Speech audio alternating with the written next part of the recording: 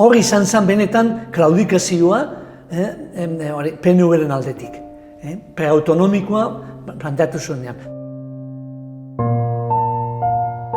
Niretzat oso kuriosua da, 77an gaude. 77ko ekainean, hauteskunde konstituzio egileak egiten dira. Eta ondoren egiten den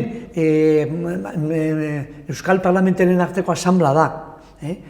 Eta abar, mantentzen da lau herrialdetarako estatutu bat.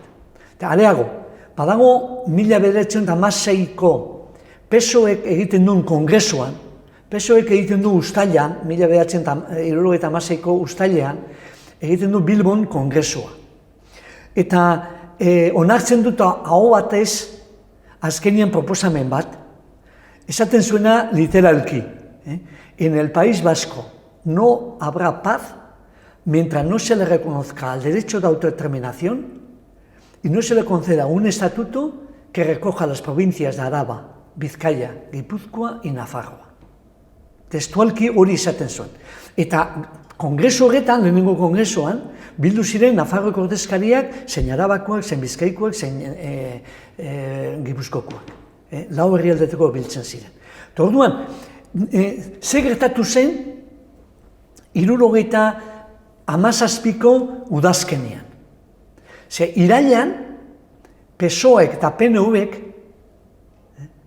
aprobatu zuten proposamen bat, zeinen arabera Madridera eskatzen zuten, preautonomiko bat, lau herrialdeak sartuaz. Hori irailean, eta dokumentatua da hori. Eta urtearen bukaeran, PNVek onartu zuen, 3 herrialdeetarako preautonomikoa Nafarro kanpoan utziaz. Zer gertatu zen bitarte horretan? Oso garbi, ejerzituak parte hartu zuena. Eta Arzallusek aitortua du publikoki, ejerzituak esan ziena. Un estatuto sin Nafarroa, lo tomáis o lo dejáis. Orduan, hori zen ejerzituen inposizioa. Begibiztekoa zen, zerbait egon zela hile horietan hain radikalki aldatzeko. Eta hor ikusten du nik PNV-ren aldaketa, eta PNV iruzurra ikusten dut, etzulako aitortu, herrien etxon aitortu, zeren inposizioaz ari ziren jokatzen. Beredik, norbait defenditzen zuten demokratikoki lurraldeen zatiketa. Eta orduan guk hori ez genion onartzen, eta horrengatik iruditzen zaigu ez dela zilegia herria engainatzea. Esaten mane mote, guk onartzen dugu, edo ez dugu indarrik ejerzituari aurre egiteko, eta beraz, amore ematen dugu, ez gaude ados, baina hori da beraien planteamendua.